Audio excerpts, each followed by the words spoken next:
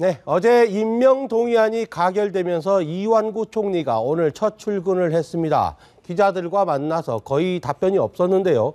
임명장을 받고 국무회의에도 참석하고 총리로서 업무도 시작할 텐데요. 인준 과정에서 입은 상처가 적지 않아서 책임 총리 역할을 제대로 해낼 수 있을지가 관건입니다. 오늘은 설 연휴를 하루 앞두고 김성태 새누리당 의원으로부터 여당 내부 분위기와 설 이후 전국 전망을 들어보도록 하겠습니다. 어서 오십시오, 의원님. 예, 안녕하세요. 예. 네, 어제 표결에 참여하셨을 텐데 예, 어제 정말 이완구 총리 후보자 아슬아슬하게 통과하지 않았습니까? 그렇습니다. 네, 이 사자성어로 진짜 우여곡절, 천신만고, 그렇습니다. 기사회생, 네, 그리고 마지막에 이제 전화위복 뭐 예. 이런 정도로 앞으로 발전되었으면 하는 그런 바람이죠. 예, 정말 다들 우리 의원들도 속이 새카맣게 탔었습니다. 예, 그렇습니다. 아마 역대 총리 인준하면서 이렇게 집권당 의원들이 애를 태운 거는 그렇게 흔치 않은 일이죠. 네. 어제 찬성표가 148표였는데 이게 역대 총리 중에서 인준된 총리 중에서 최소 득표입니다. 그만큼 이제 긴장을 많이 하셨겠죠. 그렇습니다. 네. 뭐 저희 새누리당도 건강한 정당이라는 걸 또 국민 앞에 보여줬고 또 야당 입장에서도 네. 많은 또 본인들도 고민들이 있었지만은 그래도 본회의 표결 참여함으로써 네. 대의민주주의를 그래도 잘 유지시켜 준 부분에 대해서 저희 새누리당으로서는 고맙죠. 고맙고 또 이완구 총리께서도 이제 정말 이 천신만고 끝에 만들어진 총리인 만큼 네. 앞으로 이제 상고 속에서 이제 옥동자 나왔다는 그런 평가를 몇 달 이후에는 네. 받을 수 있도록 각고의 노력을 해야 될 걸로 보입니다. 그렇군요. 지금 속이 새까맣게 탔다고 표현하셨는데 요즘 젊은 세대는 그걸 심장이 쫄깃하다 이렇게 표현합니다. 그렇게 이야기하죠. 예. 당사자는 오죽했겠습니까? 그렇습니다. 자, 이렇게 이탈표가 있긴 했지만 어제 모습을 보니까 국민들이 볼 때는 그래도 국회가 모처럼 정상적으로 표결 절차를 해서 의사결정하는 모습은 예. 아주 좋았다 이런 평가가 많습니다. 그렇습니다. 2012년 이제 5월 국회 선진화법이 통과되고 예. 사실상 어떻게 보면 작년, 재작년 같은 경우는 제대로 법안 처리를 하지 못해가지고 엄청난 비판도 있고 선진화법 이거 왜 만들었냐 이런 뭐 상당히 한탄도 했지만은 그래도 이제 국회가 점차 성숙해지고 예. 지난 3년 동안 폭력 국회를 이제 없앰으로써 이런 우리 국민들에게 총리 한 사람 뽑는 것도 많은 우여곡절이 있었지만은 그래도 국회가 슬기롭고 지혜로운 모습으로 국민들 앞에 이 새로운 총리를 만들어내는 모습 이 자체가 뭐 좀 그래도 희망을 이야기할 수 있는 거 아니겠나 이렇게 생각합니다. 그렇습니다. 오늘 아침 뭐 한 신문을 보니까 여야 모두 절반의 승리를 거뒀다 이렇게 얘기를 하는데 그렇습니다. 어차피 뭐 정치권에서 100% 승리는 없지 않습니까? 그렇습니다. 이제 이번 이완구 총리 인준을 계기로 이제 박근혜 대통령께서도 제가 조금 전에 언급했습니다마는 2012년 국회 선진화법은 정치 지형을 확 바꿨어요. 네. 그러니까 아무리 뭐 일당 독주 시대가 이제 안 되는 거죠. 아무리 의석이 많다 하더라도. 그러니까 대타협의 정신이 살아서 이제 숨쉬는 그런 여의도 정치. 그러니까 이제 대통령께서도 이완구 총리가 이 어렵게 인준되는 모습 보셨으니까 앞으로 국정 운영도 일방 통행식 국정 운영은 안 되는 것이고 또 이런 여의도 정치가 이렇게 좀 더 이제 국회 선진화법과 함께 새로운 발전의 계기로 이렇게 가기 때문에 뭐 우리 당하고의 관계도 전에는 뭐 관리형 대표 체제로 이렇게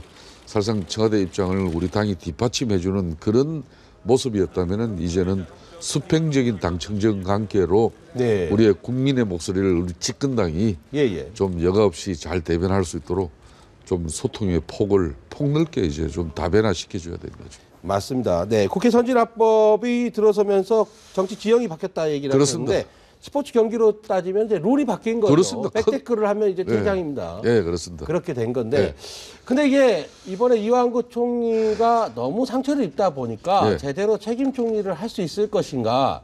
그러려면 박근혜 대통령이 총리한테 좀 힘을 많이 실어줘야 한다 이런 얘기도 있거든요. 그건 어떻게 보십니까? 그렇습니다. 이제 박근혜 대통령 입장에서도 이번에 참 작년에 청와대 문건 유출 파동 그리고 청와대 민정수석이나 비서관들의 일탈, 예. 뭐 이런 모습 모든 부분들이 사실 국민들이 권력을 걱정할 정도로 됐지 않습니까? 예. 그 연초 신년 기자회견에서 사실상 대통령 부득의 소치로 이렇게 청와대 인적 쇄신 뭐 조직 개편하고 네. 또 시스템 보완하겠다.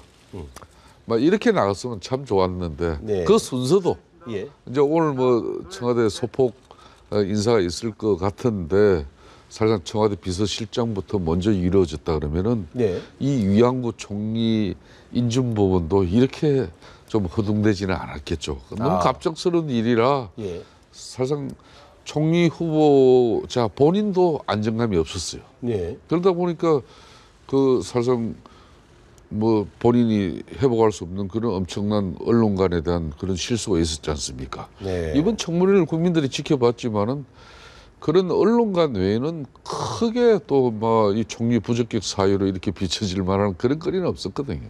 그러니까 뭐든지 좀 상식적 선으로 안정스럽게 뭐든지 일이 진행돼 나가면은 뭐 참 예. 일이 잘 풀릴 것 같다 그런 생각이 들죠. 그럼 의원님 생각은 총리 후보를 지명하기 전에 예. 청와대 비서실장 먼저 교체를 했었어야 한다 이런 생각을 갖고 계시죠? 저는 일에 앞뒤는 그게 맞다고 보는 겁니다. 예, 그래서 그럴 됐다 그러면은 또 청와대 비서실장이나 이 청와대 조직이 시스템적으로 정비되고 난 이후에 이완구 총리 이렇게 대통령께서 뜻을 가지고 계셨다면은 네.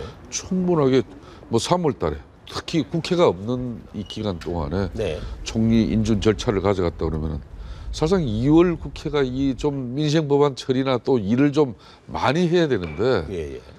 제대로 하지 못했잖아요. 총리 인준 처리 청문회 때문에 네네. 막 그런 측면에서 좀 아쉬움이 있었다는 거죠. 그렇군요. 예. 지금 이제 비서실장이 오늘 교체가 될지 아니면 설 연휴 이후로 넘어갈지 예. 일각에서는 대안이 별로 없다. 김기춘 실장으로 좀 더 가야 된다 이런 얘기까지도 오늘 아침 신문에 나왔습니다. 아이고 우리 예. 명인카님 뭐 김기춘 비서실장을 통해서 또 대안이 없기 때문에 좀 더 가야 된다. 예. 이건 좀 별로 많은 예, 앞으로 제가 뭐 따로 전화를 받거나 그런 건 없습니다. 많은 오늘 아침 신문에 시나리오 나왔기에 중에서 하는 뭐 그런 시나리오는 네. 정말 저는 없어야 된다고 봅니다. 예. 예, 그래서 차라리 대통령께서 총리 인준 이 절차 과정이 또 대통령께서도 상당히 뭐 마음이 참 복잡했겠죠. 네. 그렇기 때문에 좀 더 시간을 필요로 한다면은 이번 설 연휴 기간 동안에 네네. 대통령께서 좀 장고를 하시고 예. 좀 정말 국민들 눈높이에 적합한 그런 네. 새로운 비서실장을 중심으로 청와대 또 인사 개편 또 개각 예. 이게 한꺼번에 이루어지길 바랍니다. 꼭 오늘 안 해도 상관없다. 꼭 뭐 오늘 아니더라도 만일 대통령께서 이번에 사실상 이완구 총리 이 청문회 절차를 보고 참 저 많은 생각을 했을 거라 보고 있어요. 예. 그렇다면은 이완구 총리가 애초에 무난한 총리 인준 절차를 통해서 국정 운영의 새로운 터닝 포인트로 삼고자 했는데 네. 약간은 거기에 차질을 빚어졌어요. 그렇다 그러면은 비서실장 인준이라든지 꼭 개각을 소폭을 해야 된다는 이유도 없거든요. 네네. 지금 박근혜 대통령 임기 이제 3년 차 2월 25일이면 접어들지 않습니까? 그렇습니다. 이미 장수 장관들이 많아요. 그러니까 이 2년을 채운 장관들이 많아요. 네네. 그렇다면은 저는 좀 이 내각도 개각의 폭을 좀 뭐 지금 해양수산부 장관이나 예. 뭐 통일부 일간의 몇 개보다는 좀 폭넓게 해서 전면적인 좀 국정 운영의 새로운 터닝 포인트를 예. 이 개각과 함께 또 신기일전하는 그런 계기로 가져가길 바랍니다. 그렇군요. 그렇기 때문에 그렇다면은 굳이 급하게 뭐 올 할 필요는 없다는 거죠. 그러니까 임팩트가 별로 없는 분위기 쇄신의 효과가 별로 없는 부분 개각을 서둘러 하는 것보다는 예. 설 연휴 이후에 좀 더 큰 틀에서 집권 3년 차를 맞아서 큰 틀의 개각과 인적 개편을 그림을 그려서 가야 한다. 이런 말씀이에요. 그렇습니다. 더 이상 그래서 신에서. 국정 운영에 있어 가지고 자꾸 사람 가지고 이야기 그만 나와야 돼요. 예. 이 사람 가지고 이야기 나오면은 일이 안 돼요. 그 당사자도 일이 안 될 뿐더러 예. 또 관련 부처도 일이 안 돼요. 예. 이미 많은 뭐 좀 장수 장관을 하고 있는 그 부처 같은 경우는 우리 장관이 다음에는 개각 대상이다. 많은 이 공직자들이 예. 일손이 제대로 안 잡히죠. 그렇죠. 또 그 부처의 업무 추진력이나 또 예. 부처 장악력도 자꾸 개각 대상의 이름이 오른다락거리면은 이미 장악력이 떨어집니다. 그렇습니다. 그렇다면은 예. VIP께서 이제 집권 3년 차에 들어서는 마당이니까 뭐 지금 시기에는 전면적인 저는 개각도 너는 필요하다고 보는 사람입니다. 서류 결제를 하려다가도 예. 장관이 바뀐다고 그러면 결제 서류 자꾸 이게 올리려다가도 이거 잠시 캐비넷에 뭐 넣어두겠죠. 그런 게 한 달, 예. 두 달, 세 달. 예, 예. 제가 아직도 보면요. 네. 모 부처 산하기관장 인사에 4개월, 6개월 정도 걸리고 있어요. 그렇죠. 이런 거는 그러니까 사람 인사 문제 때문에 국정 운영에 공백이 빚고 차질 빚는 것은 네. 공직 사회가 누구보다 잘하는 거예요. 네네. 그러니까 좀 언론이나 또 상식적으로 저 장관은 좀 이제 오래 했다. 예. 또 뭔가 새로운 변화를 줄 필요가 있다 하면은 이번에 꼭 일부 뭐 소폭 거기에 연연할 필요 없다고 보는 거죠. 저도 이제 각 부처의 어떤 공직자들 좀 고위급 공직자들 만나면 그런 얘기를 많이 하더라고요. 예, 예. 예. 이게 인사 발령이 안 나서 어떻게 언제 내가 이동할지 잘 모르겠다 이런 얘기들을 하고 상당히 좀 지체가 되는 것 같아요. 전반적으로. 집권 3년 차에는 진짜 뭐 청와대 지금까지는 한 2년 동안 예. 청와대 중심의 수석 비서관들이 전체 국정 운영을 리드해 왔다 그러면은 이번 저는 그렇습니다.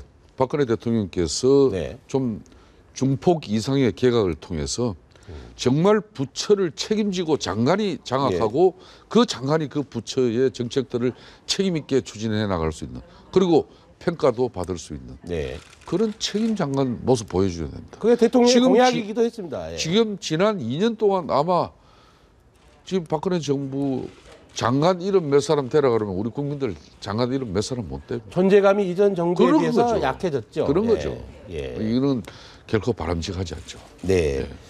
그렇군요. 자, 이제 유승민 원내대표 체제가 들어서서 첫 숙제가 이제 바로 어제 이완구 총리 인준안 통과 아닙니까? 예, 비록 예. 내부 이탈표는 좀 있긴 했습니다만 예. 어쨌든 말씀하신 대로 여당 의원들이 똘똘 뭉쳐서 통과시킨 건 사실입니다. 예. 이제 그럼 여당 쪽의 목소리가 좀 커질 것 같다 이렇게 봐야 되나요? 그러니까 이게 제가 아까 이야기했던 청와대를 한번 도와준 예. 셈이잖아요. 국회 2012년 예. 그러니까 국회 선진화법이 처리됐다는 것은 네. 아무리 대통령제지만은 일방 통행식의 국정 운영 그리고 국회가 집권당이 절대 다수 의석이기 때문에 무조건 국정을 뒷받침할 수 있는 그런 이제 시대는 지났다는 거예요. 네. 일정 부분 야당의 주장과 야당의 입장, 그 국민의 그건 다양한 목소리니까 네. 이걸 수렴하고 이걸 같이 반영하지 않으면은 국회가 돌아가지를 않아요. 그렇다면은 국정 운영도 이제 그런 측면에서 변화를 가져가야 되는데 아직까지 사실상 국정 운영 시스템은 과거의 방식 그대로거든요. 네. 여기서 엄청난 충돌과 차이가 났던 것이죠. 그래서 이번 이완구 총리 이제 인준을 유승민 원내 수석이 이제 네. 그래도 잘 처리했기 때문에 예. 본인 입장에서는 정세 없는 그러니까 복지 논란도 본인이 일성으로 질렀지 않습니까? 네. 예. 그런 것도 과연 눈높이에. 그러면 지금 계속 이제 무상복지, 네. 무상복지에서 비롯돼서 우리 새누리당도 박근혜 대통령 공약으로 기초연금이라든지 이런 복지가 엄청나게 확충됐습니다. 그러면 이 복지가 네. 하늘에서 그 복지 재원이 뚝 떨어지는 건 아니거든요. 예. 그렇다면은 정말 국가 세수는 한정돼 있고 그렇다면은 이 복지 재원을 어떻게 확보할 것인가? 네. 진솔한 이제 사회적 논의를 거쳐서 국민적 담론 속에서 국회가 이제는 과연 정부가 이 정신 없는 복지로서 네. 물론 대통령 말씀대로 경기가 부양돼 가지고 기업들이 세금 많이 내면은 뭐 그 법인세로 가지고 이제 이 복지 재원으로 쓰면 된다. 네. 상당히 일리 있는 말씀이지만 이게 하루 이틀 만에 그게 되는 게 아니거든요. 그렇죠. 그렇다면은 유승민 원내 수석이 이 정신 없는 복지 이런 문제, 네. 그럼 공무원 연금 계획 문제 이런 정말 산적한 이 해남 부분에 대해서 엄청난 지금 현재 정권과 그리고 여의도 정치 국회하고의 네. 인식의 차이가 큰 부분이 있어요. 이런 걸 어떻게 조율하면서 또 여야 간의 합의를 통해서 네. 그런 정책들이 법안으로서 잘 처리될 수 있을 것인가. 예. 이게 이제 윤석민 수석의 그렇죠. 이제 숙제죠. 네. 지금 이제 북유럽 같은 경우도 보면은 복지 정책을 만들 때 또 나중에 수정할 때 이런 걸 보면 서로 간에 합의를 하지 않습니까? 네. 지금 우리도 그런 모델이 필요한 건데 여야와 또 전문가들과 또 시민단체, 정부 이렇게 이해 당사자들과 관련자들이 모여서 합의를 하면 사정을 설명하면 국민들도 그걸 받아들일 준비는 돼 있지 않나 이런 생각이 들어요. 이 정치가 국민들을 갖다 인기 영합형 예. 정치를 하면은 상당히 무책임한 정치가 돼버려요. 네. 나중에 후세대들에게 엄청난 그 복지의 부담을 다 안겨드려버립니다. 그렇습니다. 그렇지 않아도 지금 저출산 문제가 가장 대한민국의 큰 사회적 문제지 않습니까? 네. 그 엄청난 부담을 안으려고 그러면 자식 부양에 자꾸 이 좀 생각이 줄어들 네. 수밖에 없는 겁니다. 그러니까 저는 앞으로 정치권에서 네. 또 정부에서도 이 복지 문제를 가져갈 때는 국민적 합의 속에서 저는 이 복지 문제를 도입해야 된다. 네. 국민적 동의 없는 일방적인 인기 영합형 정치가 앞장서 가지고 표를 좀 더 받기 위해서 네. 이런 득표 활동의 중심에 복지를 올려놓고 하다 보면은 정말 이 무책임한 복지가 되는 거죠. 네. 그런 만큼 앞으로 복지는 절대 국민적 담론 속에서 국민적 사회적 대합의 속에서 네네. 우리가 하나의 복지를 새롭게 늘리는데 국민들이 동의하고 그에 따른 이제 정세, 네네. 국민들 부담도 동의된 가운데 복지가 늘어나야지 국민 부담 동의되지 않은 가운데 정치권에서 정부에서 일방적으로 인기 영합의 복지는 중단해야 됩니다. 그렇죠. 그럼 국민들 속이는 일이에요. 네. 우리 국민도 이미 그 정도의 현명함을 그렇습니다. 가지고 이제는 있습니다. 우리 예. 국민들이 더 이상 무상 복지에 안 속죠. 네네. 그러니까 정치권에서도 절대 섣부른 인기 영합 정치 이제 청산해야 됩니다. 예. 이런 식으로 자꾸 이제 부담이 다음 세대에 넘어가다 보면 예. 저는 뭐 가끔 그런 생각도 합니다. 요즘 뭐 젊은 세대가 나중에 복지와 이 조세 부담을 떠안기 싫어서 멀리 또 외국에 나가서 취업해버리고 뭐 이러지 않을까 이런 생각도 들어요. 그런 나라들이 한둘이었습니까? 예, 예. 과거에 유럽 선진국에서도 한때는 프랑스도 그런 프랑스 이탈 국민들이 많았어요. 네네. 유럽에도 이런 세계 최선진국들이 그렇습니다. 네덜란드나 뭐 덴마크도 그런 사례가 다 그런 있었어요. 사례였죠. 예. 그러니까 이 복지 수요에 따른 그 세 부담을 그 나라 그 국민들이 처음에 그 부담에 억압되면은 그 압박감에 네, 예. 그 국가도 떠나버리는 상태가 옵니다. 그렇기 네네. 때문에 저는 지금 우리가 국민연금 문제로도 지금 이미 다음 세대들에게 엄청난 지금 부담이 증가되어 있죠. 네. 그런데 이 복지 문제도 지금 현재만 국민들한테 이렇게 부담을 덜 주는 방향으로 결국은 나라 빚으로 그걸 충당해야 될 거거든요. 네. 올해도 작년에도 세수가 한 뭐 10조 넘게 13조 가까이 덜 들어왔지 않습니까? 예. 그럼 그만큼 나라 빚이 그걸 떼운 거죠. 그걸. 메꾸는 네. 거예요. 예. 그렇다면은 이제는 이 국가 재정 특히 운영에 있어서는 국민들한테 항상 진실한 고백. 네. 절대 정권이 이제 살림살이 살면서 한 가정도 그런 거예요. 네. 가정의 주부가 그 신랑이 벌어오는 바깥으로는 벌어오는 소득 수입에 걸맞는 한마디로 생활을 해줘야 네. 그 가정도 가정 경제가 파탄이 나지 않는 거지. 그걸 바깥 수입원은 뻔한데 네. 가소비하고 예. 명품 사치하고 사고. 명품 치장하고 예. 그러면 그 가정 거들납니다. 결국은 이혼해요. 그 자식들 불행하게 됩니다. 예. 그러니까 국가 운영에 있어서도 지금은 저도 정치인의 한 사람입니다만은 네. 절대 섣부른 복지 그리고 이제 이 복지 재원 확보하는데 국민들한테 이제 진솔해져야 됩니다. 알겠습니다. 이걸 우리 유승민 원내대표가 네. 앞으로 야당하고 잘 협의해 가지고 이제 이걸 뭐 그렇다고 정부 책임만 돌릴 수가 없는 거니까 네. 국회가 국민적 합의를 이끌어내야 됩니다. 알겠습니다. 그것도 짧게 질문 하나 드리겠습니다. 새정치민주연합의 문재인 대표 이제 출범한 지 딱 일주일 됐는데 예. 어제 이제 표결에도 참여하지 않았습니까? 예, 그렇습니다. 전반적으로 어떻게 평가하십니까? 그렇습니다. 짧게 좀 이제 말씀해 주시죠. 문재인 이제 대표 입장에서도 지난번 대선에서의 실패의 그런 네. 뼈아픈 그런 어떤 경험이 있습니다. 그렇다면은 본인도 여기는 뭐 흔히 말하는 친노의 사상과 이념, 철학 다 필요 없죠. 네. 먹고 살기 좋은 대한민국 그리고 국민들이 편안한 정치 예. 이거 만드는데 본인의 당 대표의 역량을 앞으로 뭐 총결집하면은 네. 우리 국민들이 좋은 평가한다는 걸 그걸 문재인 이제 당 대표가 조금씩 인식하고 있어요. 네. 그런 변화를 지금 저는 추진하고 있다는 겁니다. 네. 그러니까 만일 이번에 어제 총리 인준 처리의 보이콧 방식을 네. 새정치가 선택했다 해보십시오. 옛날하고 하나도 변한 게 없는 거죠. 네네. 그래서 이제 새로운 변화에 문재인 대표가 이제 본인이 적응하려고 하는 그런 몸부림이 저는 보인다고 생각합니다. 그렇군요. 근데 이게 새정치연합의 문재인 대표 이렇게 가면 나중에 총선 대선에서 새누리당에 좀 위협이 될 수도 있습니다. 그렇습니다. 새누리당 입장에서 다음에 정권을 잃더라도 네네. 이제 뭐 우리 국민들이 상식선으로 국민이 통합하고 국민이 납득하고 인정하는 그런 네. 정치, 여야관계 뭐 그렇게 잘해가지고 문재인 대표가 국민적 지지율 높아가지고 자기 본인이 뭐 대권을 성공한다 하더라도 우리 새누리당은 그 정치해야 된다고. 네. 저는 앞으로 문재인 대표가 잘하면 잘한다고 계속 칭찬해 줄 겁니다. 예예. 이번에- 잘못한 건 또 잘못했다. 이번에는 예. 저는 총리 인준 처리 절차 과정에서 네. 비록 국민 여론을 듣겠다 했지만 그 여론은 참고용으로 하고 네.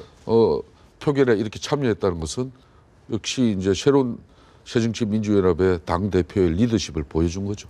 예. 예. 지금까지 새누리당의 김성태 의원과 얘기 나눠봤습니다. 고맙습니다. 예, 고맙습니다. 예.